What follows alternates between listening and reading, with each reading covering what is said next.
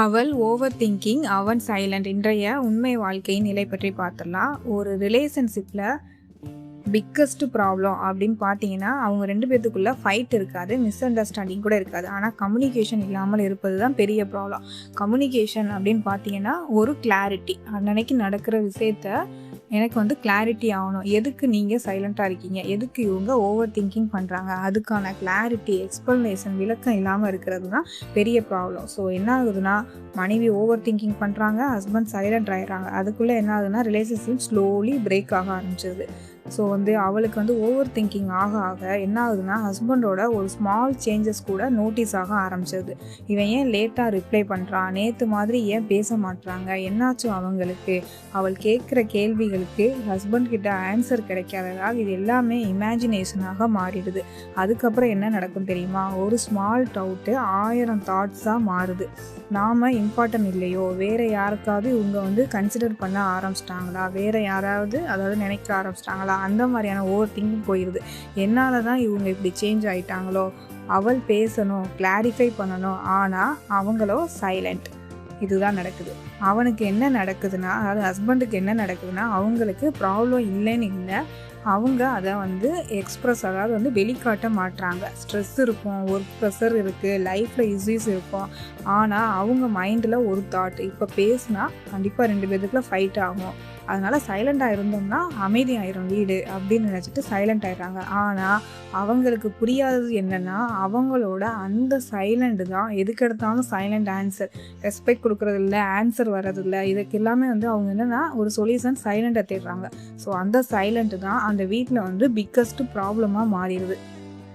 So அவங்க என்ன நினைக்கிறாங்கன்னா, இவன் என்ன சின்ன விஷயத்துக்கெலாம் ஓவர் ரியாக்ட் பண்ணுறா, இப்போ என்ன நடந்துச்சு இவ்வளோ ஃபீல் பண்ணுறா அப்படின்னு நினைக்கிறாங்க. ஆனால் அவளோ என்ன நினைக்கிறான்னா, நீ ஒரு சின்ன விஷயத்துக்கு கூட இவர் கேர் பண்ண மாட்டேங்கிறாரே அப்படின்னு மனைவி நினைக்கிறாங்க. இங்கே தான் ஒரு கேப் ஆரம்பிக்குது. மனைவி கேட்குறாங்க, அவங்க அவாய்ட் பண்ண ஆரம்பிச்சிட்டாங்க. அவள் அதாவது அவள் அழுகுறா, இவங்க வந்து இக்னோர் பண்ணுறாங்க. அவங்க இன்னும் வந்து ஓவர் திங்கிங் பண்ணுறா, அவங்க வந்து இன்னும் சைலண்ட் ஆகிடுறாங்க. இது ஒரு சைக்கிள் மாதிரி அப்படியே அந்த வீட்டில் ரிப்பீட் ஆகிட்டுருக்கு. ஒரு நாள் என்ன ஆகுது, மனைவி டயர்ட் ஆகிடுறாங்க. நான் மட்டும்தான் ட்ரை பண்ணுறேனா, அவனுக்கு என் மேலே கேர் இல்லையா, அவள் ஸ்லோ, அதனால என்ன ஆகுதுன்னா அந்த மனைவிக்கு ஒரு மாதிரியா நம்மளை எதுவுமே இவர் கண்டுக்க மாட்டேங்கிறாரு அப்படின்னு அவங்க மைண்டில் தோணுது. ஆனால் ஹஸ்பண்டும் என்ன செய்கிறாங்கன்னா, நம்ம சைலண்ட்டாக இருந்தால் வீடு சைலண்ட் ஆகிடும் அப்படின்னு சொல்லிட்டு அவங்க சைலண்ட் ஆகிடுறாங்க. இது என்ன ஆகுதுன்னா, அவள் மனசில் ஸ்லோலி வந்து அப்படியே டிஸ்டன்ஸ் ஆக ஆரம்பிச்சிடுறாங்க. அப்போ தான் வந்து ஹஸ்பண்டுக்கு வந்து ரியலைஸ் ஆகும். ஆனால் அதுக்குள்ளே லைஃப்பில் லேட் ஆகிடுது, அதாவது ரொம்ப தொலைவில் போயிடுது வாழ்க்கை. ஓவர் திங்கிங் வந்து ப்ராப்ளம் இல்லை, ஆனால் கம்யூனிகேஷன் இல்லாமல் இருப்பது தான் ப்ராப்ளம்.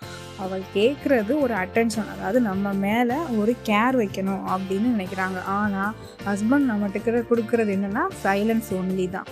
ஸோ வந்து இது மேட்ச் ஆகாது. ரிலேஷன்ஷிப் ஸ்ட்ராங் ஆகணும்னா லவ் மட்டும் போதாது, கண்டிப்பாக அண்டர்ஸ்டாண்ட் வேணும், எக்ஸ்ப்ரெஸ் பண்ணணும், என்ன ஃபீலிங் இருக்கோ அதை வந்து வெளிக்காட்டணும். அதே மாதிரி ஒருத்தருக்கு ஒருத்தர் டைம் கொடுக்கணும். அட்லீஸ்ட் அவங்கள என்ன நினைக்கிறீங்க என்னென்னு சொல்ல விடுங்க, அதை வந்து கேளுங்க காது கொடுத்து. ஒரு மெசேஜ் கூட சம்டைம்ஸ் வந்து அவங்க 2 பேத்துக்குள்ளே இருக்கிற பிரச்சனையை வந்து ஹீல் பண்ணும், அதாவது வந்து சால்வ் பண்ணும். ஒரு ஸ்மால் எக்ஸ்ப்ளனேஷன் கூட டவுட்டை கிளியர் பண்ணும்.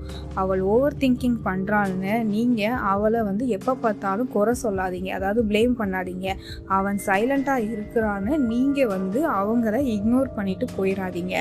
ஒருத்தருக்கு ஒருத்தர் புரிஞ்சுக்கணும், இன்னொருத்தருக்கு பேசணும், அதாவது ஒருத்தர் வந்து புரிஞ்சுக்கணும், இன்னொருத்தர் பேசணும். அப்போ தான் ரிலேஷன்ஷிப் சர்வை ஆகும் லாங் டைம்.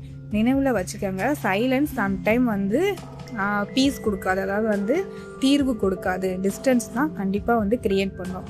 ஸோ ஃபைனலாக சொன்னோம்னா என்ன சொல்கிறேன்னா, ஓவர் திங்கிங், அதாவது கம்யூனிகேஷன் அப்படின்னு பார்த்தீங்கன்னா மனசில் இருக்கிறத கிளியராக சொல்கிறது, மற்றவரை புரிஞ்சுக்கிற ட்ரை பண்ணுறது, இதுதான் வந்து கம்யூனிகேஷன். ஓவர் திங்கிங், ஒருத்தர் மனைவிக்கு ஓவர் திங்கிங் வர காரணம் கிளாரிட்டி இல்லாமல் இருக்கிறது. சைலன்ஸ் கொடுக்குற ஃபீலிங் எப்படி இருக்குன்னா, நம்ம மேலே கேரே இல்லை, அன்பே இல்லை, பாசம் இல்லை, நம்மளை வந்து கண்டுக்கவே மாட்டேங்கிறாரு இப்படிங்கிற மாதிரி தெரியும். ஸோ இதான் வந்து over thinking versus silence. Okay, இந்த மாதிரியான ரியல் லைஃப் டாபிக் உங்களுக்கு உடனே அப்டேட் ஆகணும்னா என்னோட கீர்த்தி ரியல் டாக் யூடியூப் சேனலை சப்ஸ்கிரைப் பண்ணுங்கள், லைக் பண்ணுங்கள், கமெண்ட் பண்ணுங்கள், உங்கள் ஃப்ரெண்ட்ஸ்க்கெலாம் ஷேர் பண்ணுங்கள். கண்டிப்பாக இது யூஸ்ஃபுல்லாக இருக்கும்னு நினைக்கிறேன். தேங்க்யூ, பாய்.